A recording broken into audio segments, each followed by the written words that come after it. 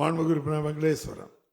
மாண்புமிகு பேரவைத் தலைவர்களே, மாண்புமிகு பால்வளத்துறை அமைச்சருக்கு நன்றி தெரிவித்துக் கொண்டு, அது மட்டும் இல்லாமல் பால் கொள்முதல் ஆணையம் அமைக்க வேண்டும் கேட்டுக்கொண்டு, அப்பொழுதுதான் ஏன்னா தனியார் துறையில் இப்போ நம்ம பால் சொசைட்டி இல்லாத இடத்துல அவங்க ரேட் ரொம்ப குறைவாக வாங்குறாங்க, சொசைட்டி இருக்கிற இடத்துல அதிகமாக வாங்குறாங்க. அதனால் பால் கொள்முதல் ஆணையம் அமைச்சா நன்றாக இருக்கும் என்று கேட்டுக்கொண்டு, அது மட்டும் இல்லாமல் ஆவின் பாலகத்தை நம்பி பால் ஊற்றும் அந்த பால் உற்பத்தியாளர்களுக்கு தீவன பயிர் ஒரு 50% மானியத்தில் கொடுத்தா நமது ஆவின் பாலகம் இன்னும் நிறைய மக்கள் பயனடைவாங்க.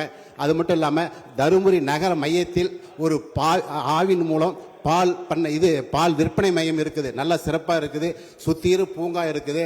ஆனால் அந்த பூங்கா பராமரிக்கிறதுக்கு ஒரு துப்புரவு பணியாளரும் அந்த கழிப்பறையை சுத்தம் செய்வதற்கு ஒரு பணியாளர் நியமிச்சா நன்றாக இருக்கு. ஏன்னா 2 வருஷத்துக்கு முன்னே நானே போயிட்டு தண்ணி எடுத்து ஊற்றி அந்த ஆவின் பாலகத்தை சுத்தம் செஞ்சேன். அந்த அடிப்படையில் மாண்புமிகு அமைச்சர் மலேசியாவில் உள்ளதை போல அந்த தருமபுரி நகரத்தின் மையல் பகுதியில் ஆவின் பாலகத்தை சிறப்பாக பராமரிக்கும் கேட்டுக்கொண்டு மாண்புமிகு அமைச்சர் நமது அவைத்தலைவர் வாயிலாக கேட்டுக்கொண்டு அமர்கிறேன். அவரே வந்து சிறப்பில் வைக்கும்படி கேட்டுக்கொள்கிறேன். நன்றி. வணக்கம். அமைச்சர் மாண்புமிகு பேரவைத் தலைவர்களே, அவர் கேட்டிருக்க அந்த ஊருக்கு நம்முடைய முதலமைச்சர் அவர்கள் 500 பாலகங்கள் திறக்கணும்னு சொல்லியிருக்காங்க.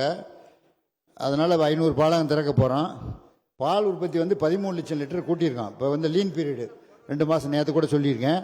அப்படி இருந்தால் கூட 13 லட்சம் லிட்டர் பழைய அரசாங்கத்தோட நம்ம கூட்டியிருக்கோம். அதனால் பிரச்சனை ஒன்றும் கிடையாது. இந்த கட்டடத்தை கட்டி கொடுத்துட்டா உங்களுக்கு பால் புத்தகத்தை ரெடி பண்ணி கொடுத்துட சொல்கிறேன். ஏன்னா நான் கிருஷ்ணகிரி நீங்கள் ஜிஎம் கான்டாக்ட் பண்ணால் நான் உடனே நானே பேசி ரெடி பண்ணி கொடுங்கன்னு சொல்லிடுறேன். நீங்கள் நல்லமல்லி ஊராட்சி ஒன்றியத்திலேருந்து அந்த பால் ஒன்றியம் பிரமாதமாக செயல்படும். உங்களுக்கு அதில் ஒன்றும் மாறுதலும் இல்லை என்பதை தெரிவித்துக் கொள்கிறேன். செய்திகளை உடனுக்குடனும் துல்லியமாகவும் தெரிந்து கொள்ள சப்ஸ்கிரைப் பண்ணுங்க.